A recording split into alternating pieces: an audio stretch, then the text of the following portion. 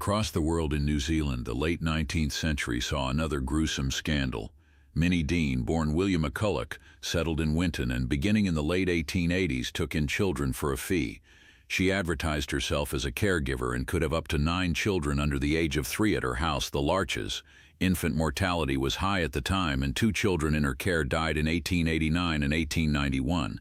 An inquest into one of these deaths concluded that the children were well cared for, but the premises were inadequate. Still, police became suspicious. They discovered that Dean had tried to take out life insurance policies on some of the infants. In May 1895, a railway guard saw Dean board a train carrying a baby in a hatbox. On the return journey, she had only the hatbox, which porters testified was unusually heavy. After searching her property, police unearthed the bodies of 2 babies and the skeleton of an older boy. An inquest determined that one of the babies, Dorothy Carter, had died of laudanum poisoning, an opiate commonly used to sedate infants. Dean was charged with murder. At her trial, defense lawyer Alfred Hanlon argued that the death was accidental, but witnesses described the chilling scene of Dean riding serenely on a train with a dead child concealed in a tin box.